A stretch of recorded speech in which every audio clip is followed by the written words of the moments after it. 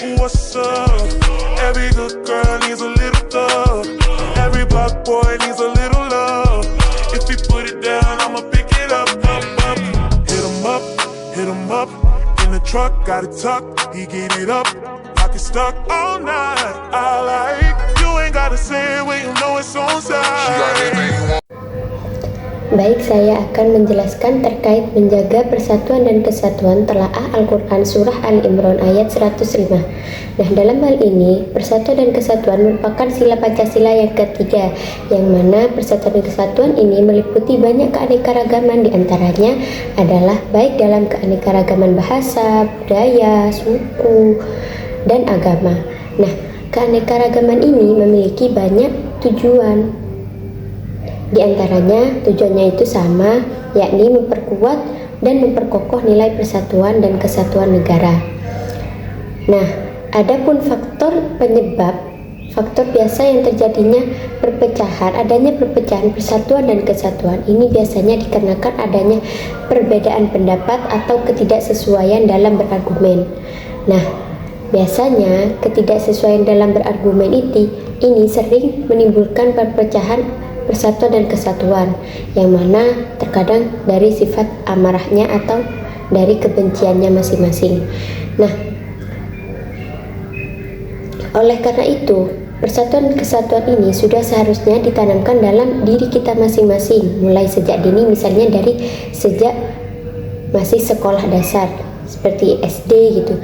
Karena pada dasarnya ketika masih usia anak-anak SD ini biasanya ingatannya itu lebih kuat dari yang lebih dewasa.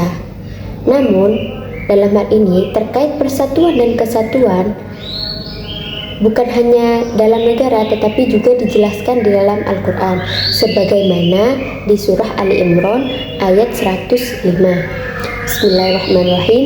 وَلَا تَكُونُوا كَالَّذِينَ تَفَرَّقُوا وَاخْتَلَفُوا مِنْ بَعْدِ مَا جَاءَتْهُمُ الْبَيِّنَاتُ وَأُولَٰئِكَ لَهُمْ عَذَابٌ عَظِيمٌ, yang artinya janganlah kamu menjadi seperti orang-orang yang bercerai-berai dan berselisih setelah sampai kepada mereka keterangan yang jelas.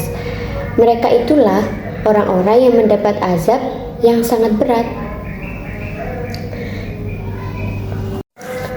Nah, ayat di atas ini menyindir pada kisah terdahulu, yakni kaum Yahudi dan Nasrani, yang dimana keduanya ini saling berselisih, sehingga Allah itu melarang orang-orang beriman, yang maksudnya yang di luar Yahudi Nasrani, intinya kaum muslim, untuk tidak melakukan hal yang demikian seperti halnya yang dilakukan oleh kaum Yahudi dan Nasrani. Nah, kejadian ini mulanya dikarenakan adanya hawa nafsu atau ketidaksesuaian dalam berpendapat dan keinginan mereka sendiri, sehingga hal ini terjadi pada diri mereka. Nah, pada dasarnya ayat di atas ini menyindir kisah terdahulu, yang mana antara kelompok Yahudi dan Nasrani yang keduanya ini saling berselisih, sehingga Allah menurunkan ayat tersebut melarang orang-orang beriman, yakni orang muslim, untuk tidak melakukan hal yang demikian sebagaimana yang dilakukan oleh kaum Yahudi dan Nasrani. Karena pada dasarnya kaum Yahudi dan Nasrani ini mulanya kejadian tersebut ini disebabkan karena hawa nafsu dan keinginan mereka sendiri, sehingga menjadikan mereka ini saling membunuh dan saling mengkafirkan satu sama lain. Nah, ayat tersebut juga merupakan ancaman kepada kaum muslim. Jika melakukan hal yang demikian, maka Allah akan menyiksanya maka Allah akan memberikan mereka siksa yang lebih berat. Dan di dalam hadis juga menerangkan bahwa Rasulullah juga mengancam orang-orang barang siapa yang memecah belah persatuan umat, dan ancaman pedang, atau maksudnya ancaman pedang ini membunuh, perihal apa yang sudah tercantum dalam ayat Al-Quran ini bukan hanya sekedar tulisan, melainkan juga martabat yang dimana harus dijaga sesama kaumnya, maksudnya sesama muslim. Nah, ayat ini juga diturunkan sebagai pengingat kepada umat muslim untuk terus memposisikan persatuan dan kesatuan, dalam hal apapun. Nah, hal ini dipegang teguh sejak zaman sahabat Nabi.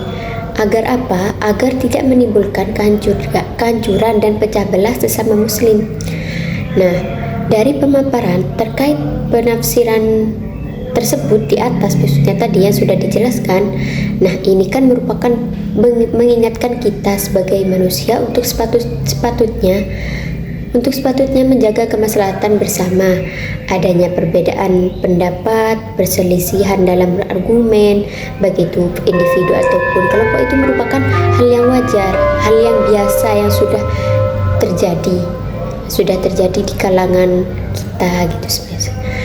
Nah, dalam hal ini, namun dalam Al-Quran maksudnya, sebagian ulama mengingatkan atau mengatakan bahwa adanya perselisihan tersebut, perselisihan pendapat, jika berkaitan dengan prinsip dan tujuan, maka tidak diperbolehkan dan dilarang. Namun jika tidak menimbulkan prinsip dan tujuannya, semata-mata hanya untuk berpendapat, maka itu akan ditoleransi atau maksudnya diwajarkan gitu ya, dimakfu. Nah, mungkin itu saja dapat saya sampaikan, kurang lebihnya mohon maaf.